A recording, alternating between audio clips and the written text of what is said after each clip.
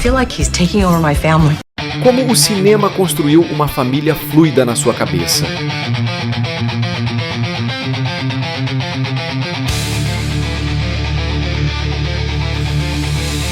Neste documentário, veremos como o cinema vai além da simples narrativa ao criar um processo de doutrinação sofisticado, silencioso e quase imperceptível.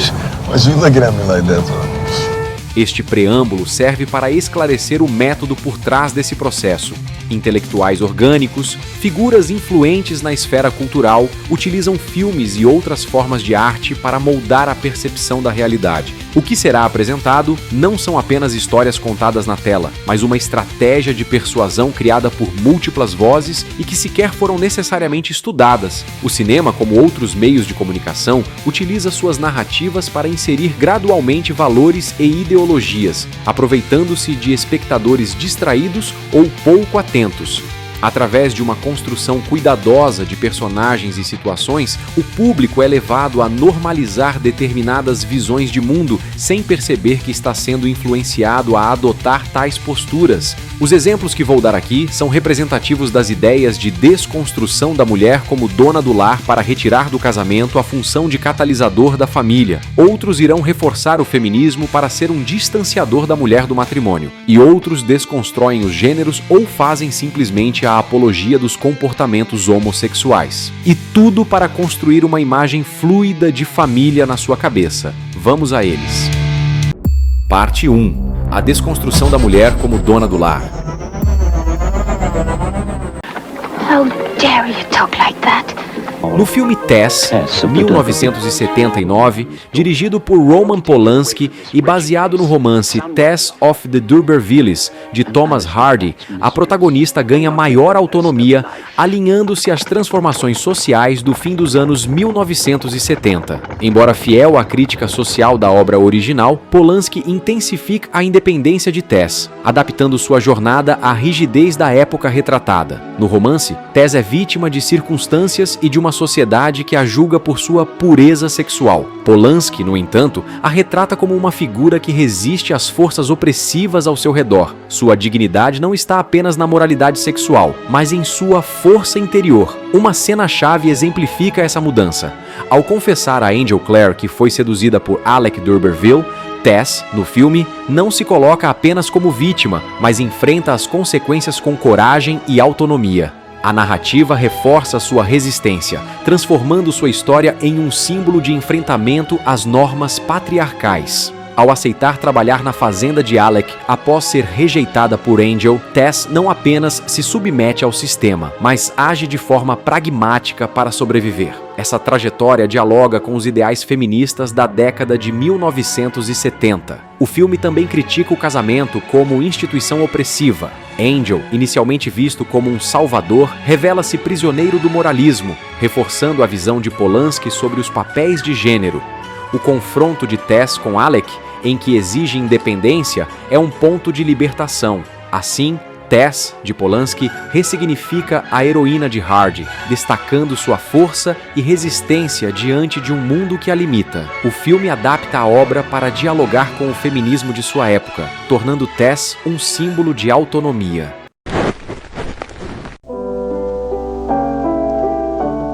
Outro filme que ajudou este ponto de vista e visão de mundo é A Escolha de Sofia, de Alan J. Pakula, que apresenta uma rica desconstrução do papel da mulher como exclusivamente do lar, especialmente através da complexidade da personagem Sofia, interpretada por Meryl Streep.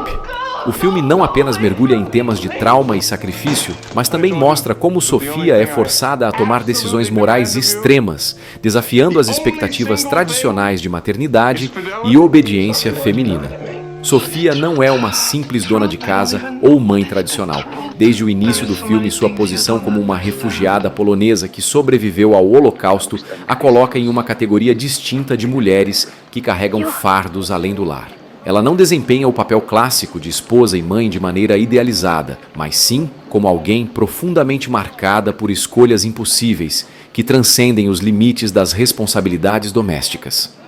A cena central, onde Sofia é forçada a escolher entre a vida de seus 2 filhos, simboliza a desconstrução definitiva do papel tradicional de uma mãe que sempre pode proteger seus filhos. Ela está, literalmente, impotente diante de um regime autoritário que desumaniza e desafia sua própria identidade feminina. Neste momento, o filme sugere que o sofrimento de Sofia vai além da maternidade convencional, enfatizando que sua condição como mulher não é definida apenas por sua capacidade de ser mãe, mas também pelas forças opressivas que governam sua vida. Aqui é importante dizer e reforçar que nenhum dos filmes usados para demonstrar como a família tradicional é desconstruída no cinema são ruins cinematograficamente ou em suas narrativas. Pelo contrário, eles funcionam em suas mensagens explícitas ou subliminares justamente por serem obras cinematográficas esplêndidas. Voltando ao filme e ao que ia dizendo, a relação complexa de Sofia com Nathan, interpretado por Kevin Kline, também subverte o papel de uma mulher submissa. Sofia é uma mulher emocionalmente presa a um homem instável, mas ao mesmo tempo luta para manter sua dignidade e individualidade. O filme explora essa dinâmica de poder e controle em várias cenas, como quando Nathan acusa Sofia de trair sua confiança sem base, destacando a opressão psicológica que ela enfrenta. Por outro lado, a relação de Sofia com Stingo, um jovem escritor, é mais uma tentativa de escapar da prisão emocional que a conecta a Nathan. Sofia tenta encontrar consolo em Stingo, mas também vê nele a oportunidade de reconstruir sua identidade longe do papel de mulher do lar submissa. Embora a busca por essa nova identidade nunca seja totalmente bem-sucedida, o filme mostra Sofia como uma mulher complexa, que desafia o papel de esposa ou mãe idealizada e tenta encontrar um caminho para fora de suas limitações históricas e sociais.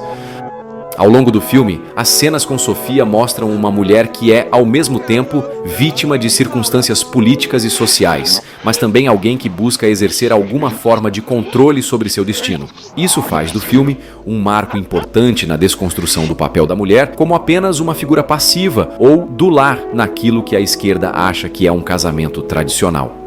Com essas reflexões, fica claro que a escolha de Sofia não é apenas uma história de dor e sobrevivência, é também um comentário sutil sobre o rompimento das convenções femininas de gênero e o papel transformador da mulher na sociedade.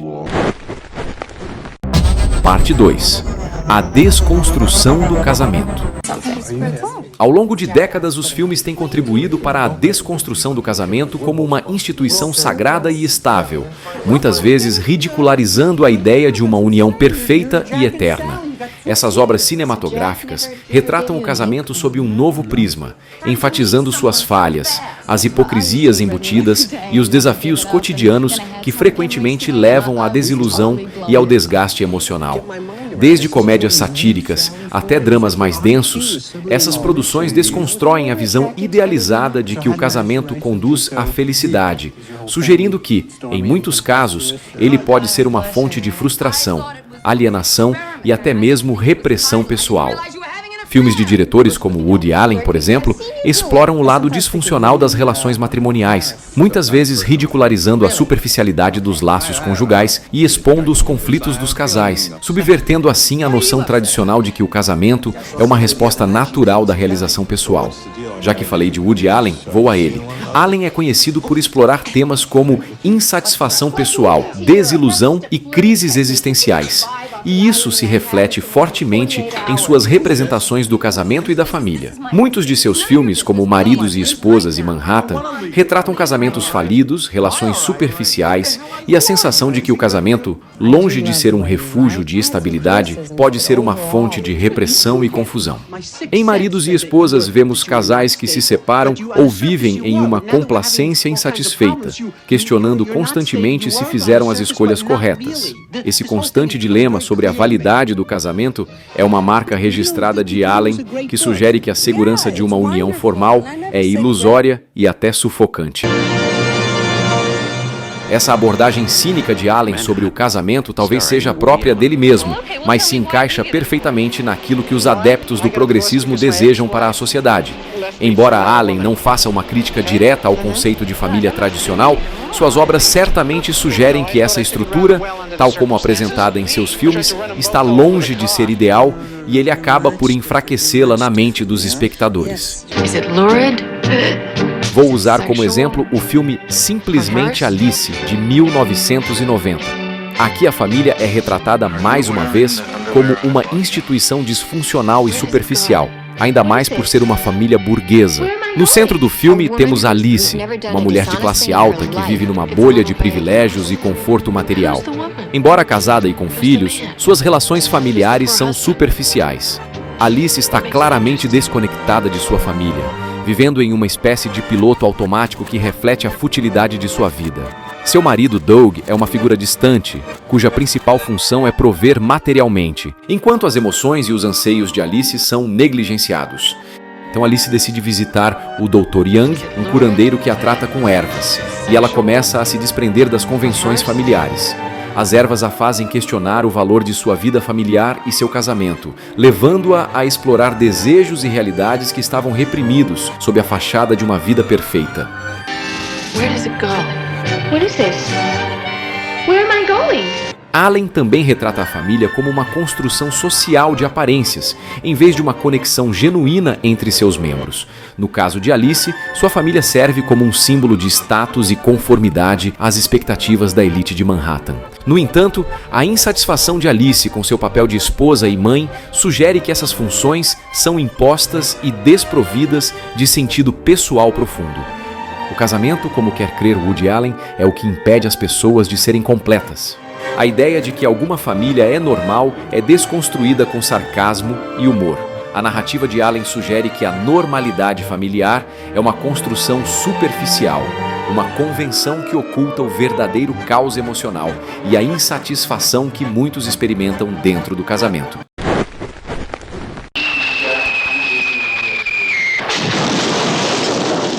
Obra-prima de Rainer Werner Fassbinder e um marco do novo cinema alemão, O Casamento de Maria Braun, de 1979, é um primor da desconstrução do matrimônio, ainda que os personagens queiram ficar casados. Tendo a Alemanha do pós-guerra como pano de fundo da trama, o filme a todo momento mostra obstáculos ao casamento como refúgio de estabilidade e amor.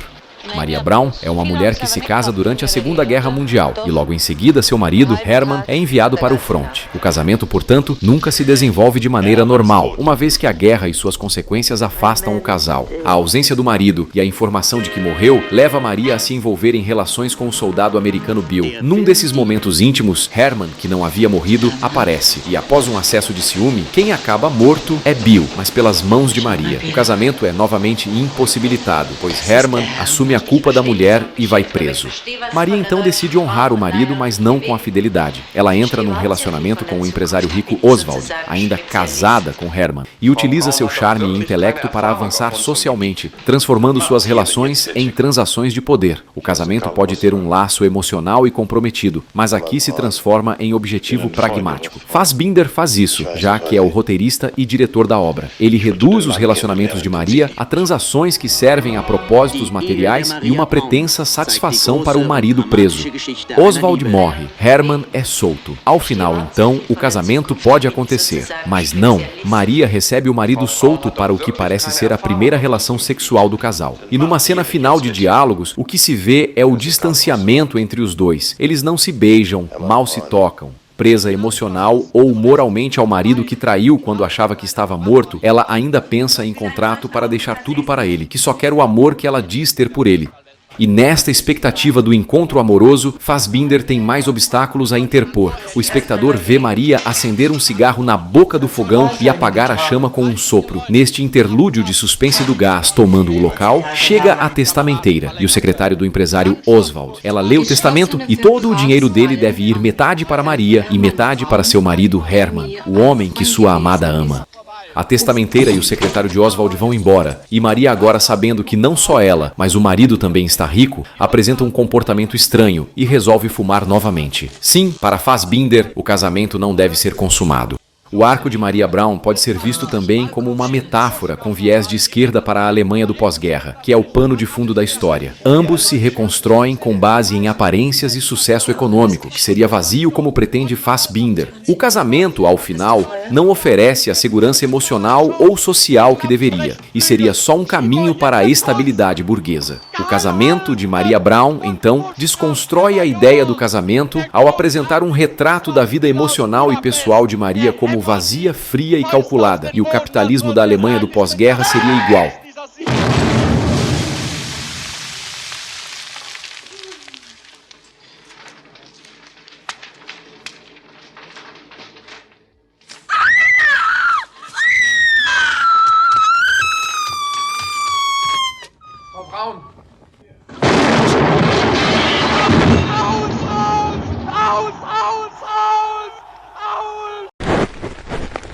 A little closer together.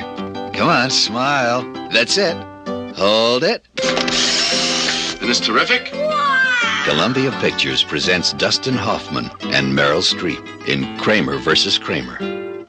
Um dos filmes que marcou um ponto bem claro de virada na forma como o cinema retratava o papel da mulher e a instituição do casamento foi Kramer vs. Kramer, de 1979, dirigido por Robert Benton. No contexto de crescente empoderamento feminino, como já dito antes, o filme oferece uma crítica ao papel tradicional da mulher como dona de casa e questiona a validade do casamento como uma instituição indissolúvel.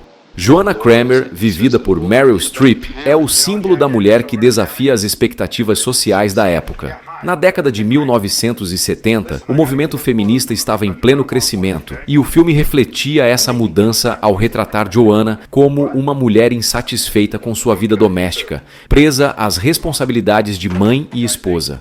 Sua decisão de deixar o marido, Ted, vivido por Dustin Hoffman, e seu filho, a fim de encontrar sua identidade fora das paredes do lar, é um ato de ruptura. Uma cena emblemática do filme é quando Joanna, ao partir, expressa a necessidade de encontrar a si mesma. Essa cena pretende mostrar a ideia de que as mulheres não devem se sacrificar pela família, apresentando a busca por identidade e realização pessoal como legítima e necessária. As cenas no tribunal, onde Joanna e Ted brigam pela guarda do filho, levanta questões sobre a própria função do casamento e da família tradicional. Está em jogo a capacidade de cada um ser o melhor cuidador, enquanto o próprio sistema espera que a mulher assuma automaticamente esse papel. Ted, inicialmente incapaz de cuidar do filho sozinho, demonstrou no filme que os papéis podem ser invertidos e que o casamento, como era concebido, já não reflete a realidade moderna de parceria e coparentalidade, algo que vemos agora como muito natural. Assim, Kramer vs. Kramer desconstrói tanto o papel da mulher quanto do homem e aponta a instituição do casamento como um fardo. Agora, ambos os gêneros podem redefinir suas funções e encontrar uma maneira mais fluida e moderna de estruturar a vida familiar. Justamente o que esta minha exposição deixa claro. Nossa visão de mundo já é normalizada para aquilo que outros quiseram que pensássemos e agíssemos. Novamente reforço que o filme é excelente, as atuações são memoráveis e Dustin Hoffman e Meryl Streep entregam performances tão poderosas e emocionantes que no ano seguinte receberam o Oscar de melhor ator e melhor atriz coadjuvante. Parte 3. O feminismo avança. Temos então uma nova frente a ser usada para desconstruir a família, o reforço ao feminismo e a insustentável leveza do ser. Filme de 1988, baseado na obra de Milan Kundera, toca no tema progressista favorito das décadas de 60 e 70, a liberdade sexual e autonomia feminina, que se relacionam diretamente com esta agenda que vinha ganhando força com Angela Davis, Bell Hooks e Judith Butler, num período entre a segunda e a terceira onda do movimento feminista. O filme, dirigido por Philip Kaufman, é muito fiel ao livro de Milan Kundera. Os personagens principais, Thomas, Sabina e Teresa, interpretados por Daniel Day-Lewis, Lena Olin e Juliette Binoche, vivem em um mundo onde os laços familiares e as normas de compromisso parecem não existir, refletindo uma transformação na forma como o feminismo emergente começa a redefinir o papel da mulher na sociedade. No filme, Sabina representa a figura da mulher emancipada e feminista, que rejeita os papéis convencionais de esposa e mãe. Ela e sua liberdade sexual é a força simbólica de destruição dos valores tradicionais. A liberdade sexual está latente a todo momento. Aliás, Thomas e Teresa, só de se verem ou ao trocar míseras palavras, já querem e vão conseguir sexo. É a liberdade sexual promovida pelo progressismo dos anos 60 e 70 institucionalizada em Praga, na antiga Tchecoslováquia, e o flerte custoso, assim como o casamento tradicional, é coisa ultrapassada e careta. Ao contrastar Sabina e Teresa, Thomas se vê na luta entre o desejo de liberdade e o peso do compromisso familiar. Teresa simboliza o desejo de manter os laços tradicionais do casamento e da monogamia. Sabina mantém suas relações abertas com Thomas. Ela é a tentação constante, simbolizando a liberdade e a transgressão. Thomas seria assim também, mas conhece Teresa e desenvolve uma ligação profunda com ela. E a redenção desta vida que se pretende agora monogâmica é a morte, porque a estabilidade do amor só pode ocorrer num universo progressista, se congelado no tempo. Thomas e Teresa podem então ser felizes para sempre, porque não há continuidade real. Parte 4. A desconstrução dos gêneros. É importante explicar por que não há filmes sobre a temática LGBTQIA+, das décadas de 1930 ao ano de 1968. Neste período, existia na indústria cinematográfica o Código de Produção, também conhecido como Código Hays, um conjunto de regras que censurava o conteúdo sexual e a violência nos filmes americanos. O código foi um conjunto de regras que censurava temas considerados imorais no cinema, incluindo a homossexualidade, criado pelo advogado e político americano Will Hays, que presidia a Motion Picture Producers and Distributors of America na década de 1920. A sociedade norte-americana estava ficando escandalizada com a vida dos artistas e as cenas de nudez que já apareciam em muitos filmes. Diante das críticas sobre a moralidade em Hollywood, a indústria decidiu seguir as normas rígidas. O código começou a perder força nos anos 1960, com mudanças culturais e sociais. Em 1968, foi substituído pelo sistema de classificação indicativa da Motion Picture Association of America, permitindo mais liberdade criativa aos cineastas. Just when we're getting on our feet, you're ready to let it all go to hell! Arthur, for God's sake, do you expect me to give up my marriage? Mesmo com o Código Hays, no entanto, houve um pioneiro. The Children's Hour, de 1961, dirigido por William Wyler, retratou a temática de forma clara. A história gira em torno de duas professoras, interpretadas por Audrey Hepburn e Shirley MacLaine, que são acusadas falsamente de manterem um relacionamento lésbico por uma aluna da escola de meninas que dirigem numa pequena cidade. A comunidade retratada no filme é intolerante e preconceituosa, pronta para julgar e condenar, inclusive sem provas. As professoras perdem suas reputações, a escola é fechada, elas sofrem o isolamento social e Martha, a personagem de Shirley MacLaine, tira sua própria vida. Quem perdoaria uma comunidade tão cruel assim?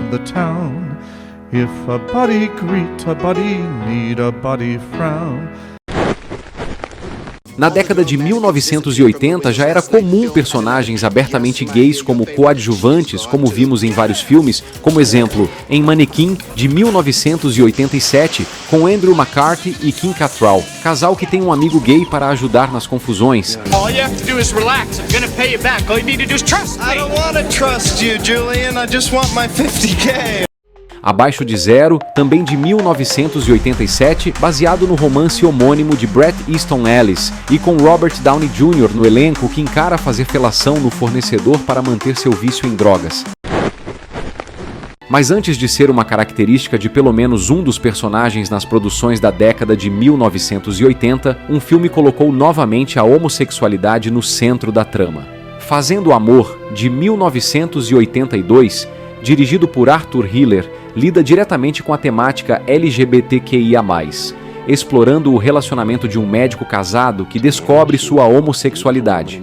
O filme aborda a tensão entre a estrutura familiar tradicional e a aceitação de uma identidade sexual fluida. A história acompanha Zach Elliott, interpretado por Michael Ontkian, um médico bem-sucedido e casado com Claire, vivida por Kate Jackson, uma produtora de televisão. Zach começa a questionar sua sexualidade e se envolve com Bart Maguire, interpretado por Harry Hamlin, um escritor abertamente gay.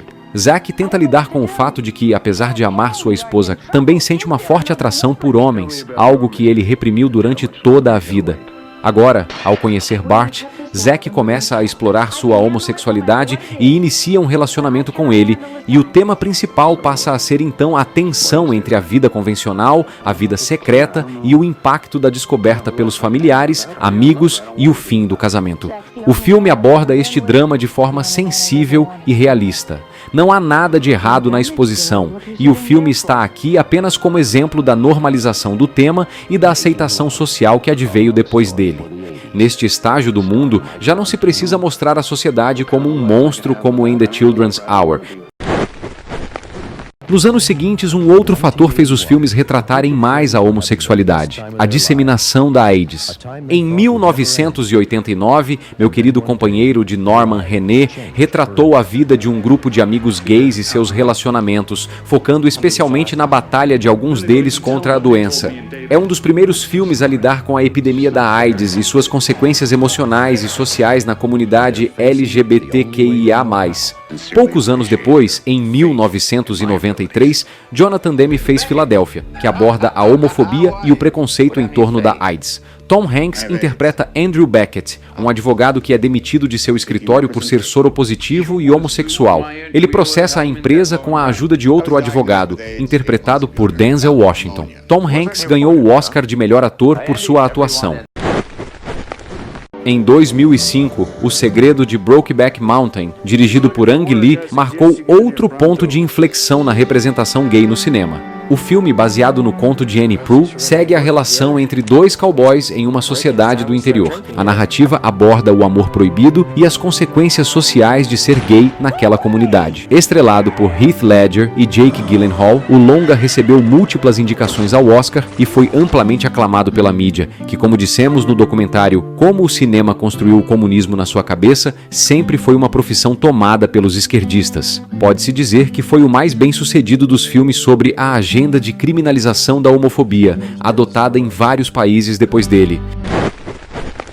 A lista tem ainda A Voz da Igualdade, de 2008, dirigido por Gus Van Sant, que traz a biografia de Harvey Milk, interpretado por Sean Penn, o primeiro político abertamente gay eleito para um cargo público em São Francisco na década de 70.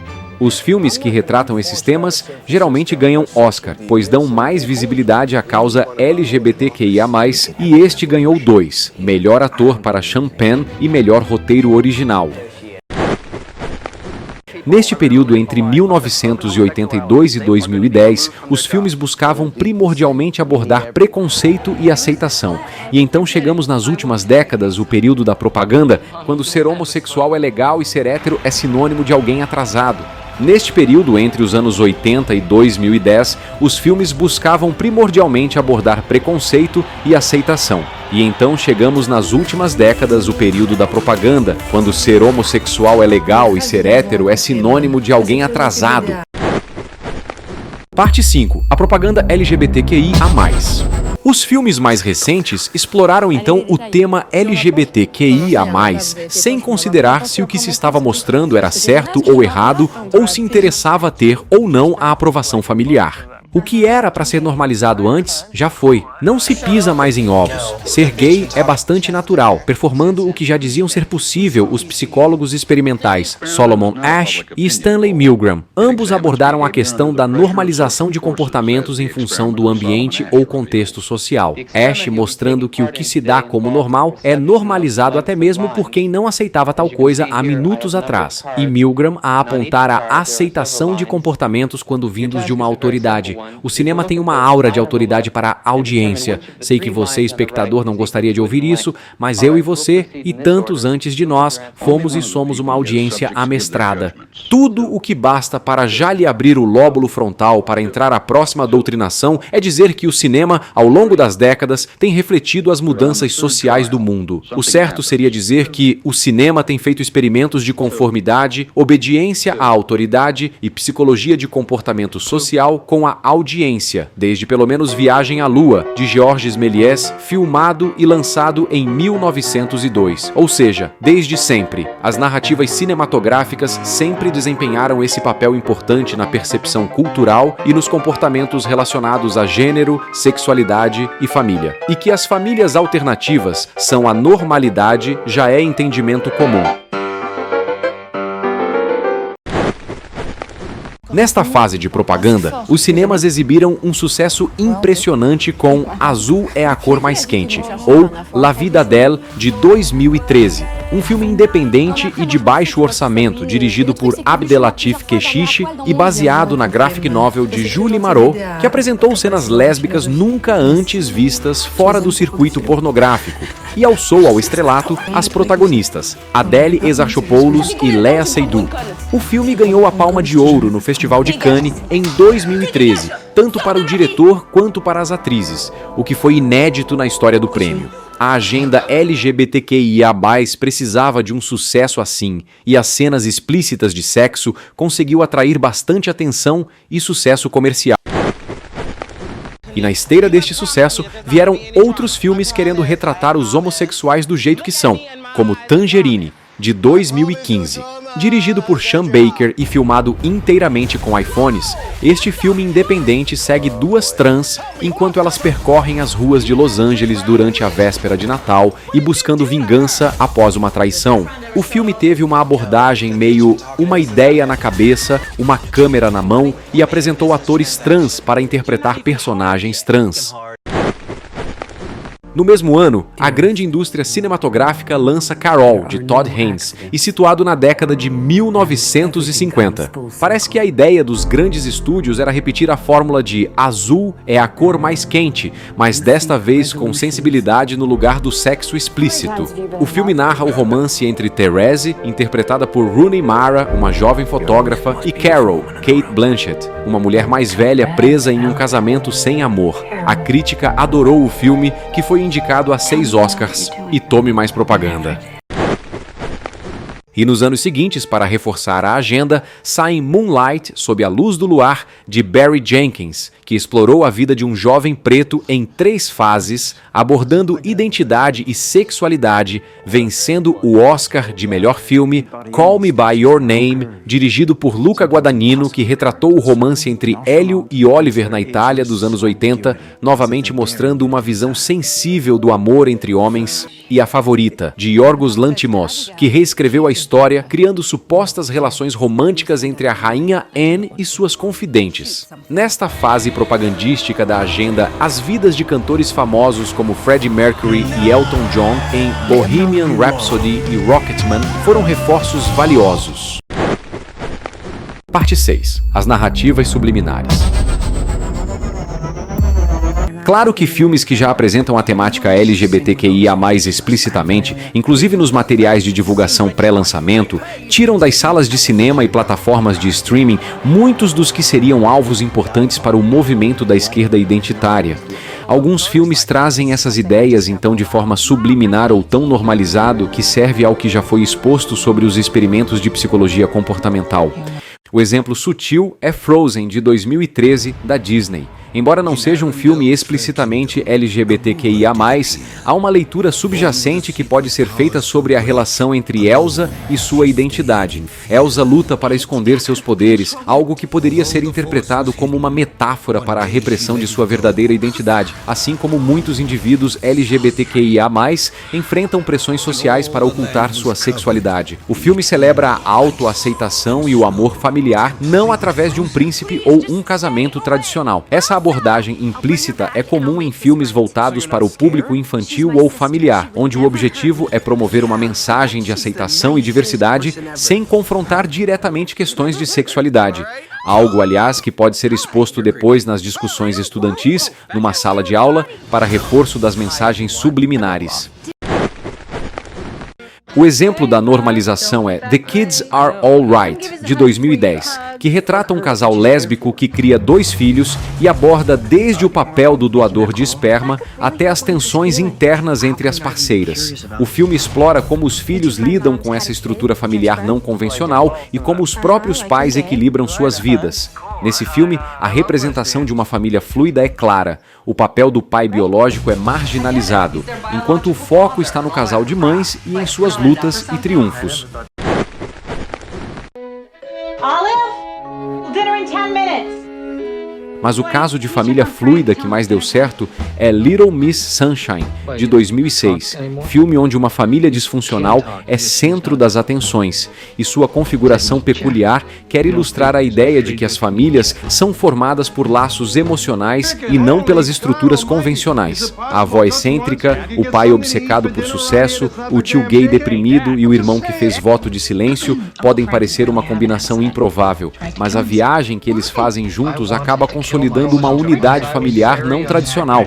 O filme não se propõe a abordar a temática LGBTQIA+, por isso se encaixa entre aqueles filmes que citei que apresentam pelo menos um personagem gay, e sua inclusão funciona como uma maneira de naturalizar a presença de diferentes identidades dentro do núcleo familiar. A aceitação de sua sexualidade e a importância que ele tem para a família reforçam a ideia de que uma família fluida que acolhe a diversidade de seus membros pode ser tão forte quanto qualquer outra.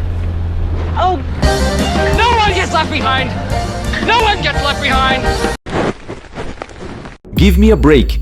I'm glad I did. Os elementos cinematográficos, da estética ao elenco, da fotografia à edição de imagens e sons, são e foram fundamentais para construir e reforçar as mensagens implícitas e explícitas de famílias fluidas no cinema. Essas mensagens envolveram os espectadores de maneira visual e emocional e contribuíram ativamente para a normalização e aceitação da família fluida.